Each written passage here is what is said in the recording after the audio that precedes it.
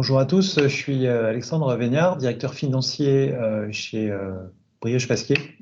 Et quand on m'a demandé de parler d'engagement RSE, d'évolution de nos politiques environnementales, j'ai trouvé naturel que Brioche Pasquier puisse prendre un temps de parole sur le sujet, puisque donc, le groupe Brioche Pasquier, qui est encore aujourd'hui un groupe familial, est né il y a une cinquantaine d'années. On va fêter nos 50 ans l'année prochaine. Et je dirais a démarré dans un contexte plutôt de boulangerie et de culture artisanale, dans un environnement rural, avec une proximité dans son territoire assez forte. Je dirais que dès le début, l'entreprise a eu la volonté de conduire des process qui étaient ceux de la boulangerie artisanale sur des sélections de matières premières qui étaient ceux d'une boulangerie avec un ancrage fort dans son territoire agricole, rural, avec une implantation dès le début dans la fabrication d'alimentation du bétail, qu'on poursuit encore aujourd'hui, et je dirais un engagement déjà fort dans l'agriculture. Et au fil de son développement, au fil des années, je pense que même peut-être sans le savoir au début, l'entreprise a fait de la RSE au fil des années, dans une logique d'amélioration continue sur ses pertes matières. Ça fait plus de 40 ans que le groupe est assez focalisé sur les pertes qui peuvent être générées des process. Ça fait plus de 30 ans qu'on valorise l'ensemble de nos pertes matières premières dans des filières de nutrition animale. Ou qu'on travaille, je dirais, de manière locale avec nos fournisseurs. Un exemple dont on est assez fier, ça fait plus d'une trentaine d'années que dans le Maine-et-Loire, on va chercher nos œufs chez un fabricant de coule qui produit cette coule d'œufs à partir d'œufs nourris par notre filiale d'alimentation du bétail, elle-même alimentée par nos coproduits issus de nos usines. Donc, sans le savoir, l'entreprise fait de l'économie circulaire depuis plus de 30 ans. Donc c'est assez naturel, c'est assez naturellement que quand il a fallu essayer de formaliser un petit peu plus les engagements à 5 ans, à 10 ans, que je dirais les axes RSE se sont inscrits autour de cette historique très ancré sur les territoires, ancré dans le milieu agricole.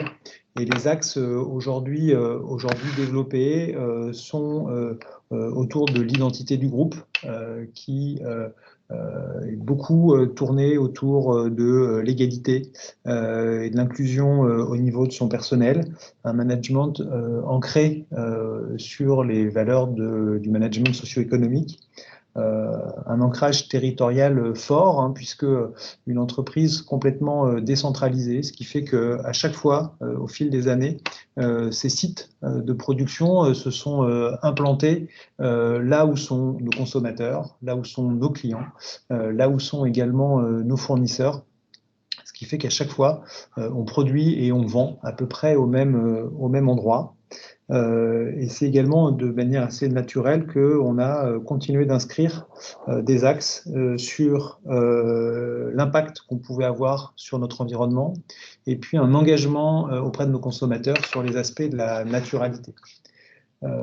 Tout ce qui tourne, je dirais, autour de l'environnement s'inscrit sur la préservation de nos ressources, de la biodiversité et un engagement fort, très fort, je dirais, dans l'agroécologie, puisque ça fait plus de 5 ans qu'on est partenaire historique et membre pilote d'une association qui s'appelle pour une agriculture du vivant et qu'on promeut l'agroécologie, c'est-à-dire une agriculture de conservation des sols.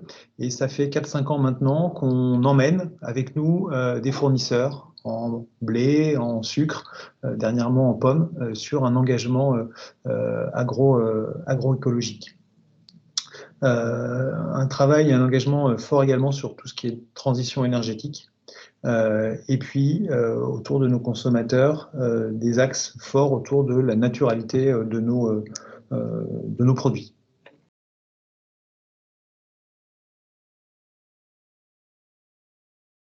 On a aujourd'hui dans l'entreprise un de nos directeurs, un de nos DG d'une de nos BU, membre du COMEX, qui est pilote de la RSE. On a fait le choix de ne pas nommer une direction RSE, mais bien d'affecter à un DG, membre du COMEX et opérationnel sur une BU, le pilotage de cet engagement sociétal. Et il a avec lui trois copilotes, dont 2 sont également membres du COMEX. Le DRH sur tous les aspects identité d'entreprise, et puis notre directeur technique sur tous les aspects environnementaux. Et donc c'est par cette évolution au fil de l'eau où on travaille en groupe de projets et en atelier sur les différents axes RSE que j'ai pu citer, à savoir l'identité de l'entreprise, l'ancrage territorial, l'impact sur son environnement et la naturalité de nos produits auprès de nos consommateurs. Donc ces quatre thématiques fonctionnent donc en groupe de pilotage, et à l'intérieur de ces 4 groupes de pilotage, on a des ateliers où on associe à la fois des membres du siège et de nos usines sur des métiers opérationnels et fonctionnels. Tout d'abord, aujourd'hui, je dirais que le rôle que je peux jouer sur la RSE, au-delà de ma fonction finance, réside dans la place que j'occupe au sein du COMEX, puisque évidemment que les thématiques RSE prennent une place, je dirais, de plus en plus importante. Ce que je peux voir également de manière un peu générale, c'est que la communauté financière au sens large, que ce soit chez Brioche Pasquier ou dans les autres réseaux, il y a encore peu d'années, était finalement assez peu présente. Et au fil des ans, on voit une sensibilité de plus en plus forte au sein de cette communauté. On la voit aussi à travers les jeunes collaborateurs qu'on embauche, qui sont eux aussi de plus en plus sensibles. Et enfin, pour être très honnête, on commence à être challengé par nos partenaires. Je pense à nos partenaires bancaires notamment, les assureurs également. Et donc, ce qu'on peut voir, je pense que la communauté financière est quand même une communauté qui aime pas trop le risque, qui aime pas trop la volatilité, et que on a tous compris que ce qui va nous arriver est d'une violence assez insensée, et que dans le cadre de notre fonction, on a besoin d'anticiper. On a besoin d'anticiper les plans, on a besoin de prévoir des investissements, et on a besoin de se mettre en ordre de marche. Donc la fonction finance, comment elle s'inscrit de manière très concrète, par exemple, quand il s'est agi de faire le bilan carbone qu'on a démarré il y a un peu plus de 2 ans dans l'entreprise, c'est vers le contrôle de gestion qu'on s'est tourné pour, je dirais, structurer et valoriser cette démarche qui est finalement assez proche d'un modèle financier qu'on peut être amené à travailler dans l'entreprise. Le rôle aussi est pris à travers le rapport financier, dont on commence à voir que demain, il aura le même niveau d'importance que le rapport extra-financier finalement. Donc c'est un moyen, une occasion de fondre un peu les deux, le rapport financier, le rapport extra-financier dans un document global. Et puis je dirais que notre enjeu fort en tant que financier, et moi en tant que DAF, c'est de pouvoir commencer un peu à prévoir les investissements RSE On le voit aujourd'hui, hein, nos engagements agroécologiques génèrent des surcoûts, génèrent des charges, mais on voit aussi que les enjeux sur les prochaines années vont être aussi de conduire des investissements importants sur notamment l'usage et le réusage de l'eau, sur la transition énergétique. On a par exemple pas mal de fours à cuisson gaz pour lesquels on sera sûrement amené à remplacer par des fours électriques, trouver des usages sur des origines plutôt hydrogène vert ou éolien demain, qui amènera à la fois des coûts de fonctionnement et des capex plus importants. Peut-être pour compléter, la question que pose la RSE sur les modèles financiers, c'est comment demain ça peut toucher tout simplement à notre business model. Alors c'est vrai qu'on voit pas mal d'entreprises imaginer des relocalisations quand elles produisent dans des pays à bas coût, ou je dirais étendre leur production quand elles sont très centralisées. Pour le coup, c'est pas notre cas, hein, puisque comme je l'ai dit, on produit là où on commercialise, on fabrique à proximité de nos fournisseurs. À titre d'exemple, la farine, hein, qui est le premier constituant d'une brioche, d'une biscotte, on va la chercher à moins de 200-250 km de nos usines. Donc il n'y a pas forcément de gros changements de ce point de vue-là. Par contre, on s'interroge beaucoup aujourd'hui sur certaines matières premières. Où est-ce qu'on va chercher certaines céréales quand demain les bassins actuels seront plus les mêmes pour des questions de réchauffement climatique, ou tout simplement comment on supprime et substitue le beurre, qui est un peu la signature essentielle dans une brioche, quand on voit que le beurre chez nous, dans le bilan carbone de l'entreprise, est le principal contributeur. Donc clairement, le rôle de la finance demain sera de pouvoir, je dirais, un peu faire évoluer nos modèles, nos formulations, pour coller le plus possible aux réalités et aux engagements de demain. Effectivement, on voit bien que les partenaires principaux qui peuvent challenger un peu une direction financière aujourd'hui sont les banques, même si là encore, elles n'ont pas toutes le même niveau d'avancement. Nous, ça fait 3-4 ans désormais qu'on est sollicité au début. On commence même peut-être à être un peu plus challengé désormais sur la possibilité de mettre en place des financements verts, hein, c'est-à-dire des prêts à taux bonifiés moyennant certains critères. Alors, pour avoir un petit peu étudié la chose, effectivement, on a vu divers points.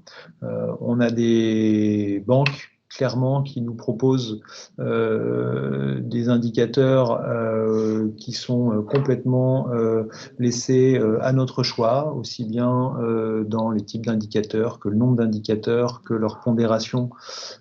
Et on voit qu'avec certaines banques, on peut être un petit peu amené à faire ce qu'on veut, ce qui pose un peu des questions sur la force et l'intérêt de ce type de financement. En revanche, on a d'autres banques qui ont construit une démarche un petit peu plus forte. Soit elles s'appuient et elles s'adossent sur des agences de notation extra-financière. Et là, on rentre dans un process relativement élaboré où nous-mêmes, on est obligé, je dirais, de s'enrôler sur des plateformes de notation extra-financière. Ce qui a plein d'intérêts, mais ce qui a aussi des coûts. Et globalement, les coûts de mise en place, liés notamment au fait de rentrer sur ces portails de notation extra-financière, étaient plus élevés que les bonus permis par ces financements. Et puis, on a des banques qui nous laissent choisir les indicateurs, mais qui, par contre, nous demandent un audit ou une piste d'audit fiable sur les indicateurs. Et donc, c'est ce qu'on a fait il y a 2 ans avec un financement bilatéral avec une banque sur lequel on a adossé un bonus révisable tous les ans sur les 5 premières années d'un financement de 7 ans, assis sur 2 critères uniquement. Un critère plutôt tourné social, et on a fait le choix d'être autour de nos accidents de travail. Et puis un critère plus autour de la consommation et la réduction de nos consommations d'énergie, puisqu'on a fait le choix de mettre un indicateur de progrès sur la réduction de nos consommations d'électricité et de gaz. Et donc voilà, je dirais, on est encore au démarrage de ce projet-là, mais voilà, on voit bien qu'on en fera d'autres à l'avenir. Et puis, dans un avenir un peu plus lointain, on voit bien que il s'agira plus d'avoir un bonus si ça marche ou un malus si ça marche pas, mais on pense que si à un moment donné on n'est pas suffisamment vertueux sur nos KPI RSE, on aura sûrement des difficultés à trouver des financements.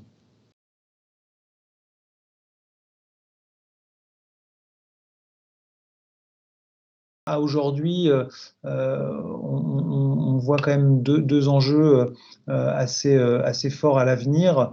On a beaucoup parlé de notre engagement agroécologique qui donc a plein de vertus et notamment celui de permettre de piéger un petit peu plus de carbone dans cette agriculture-là, avec des semis sous couvert végétal, avec des pratiques des pratiques culturelles un peu moins intenses, mais on voit bien que c'est pas suffisant pour diminuer le carbone, et donc on travaille également sur des blés bas carbone, par exemple. Et là, on a des surcoûts identifiés qui sont vraiment très importants.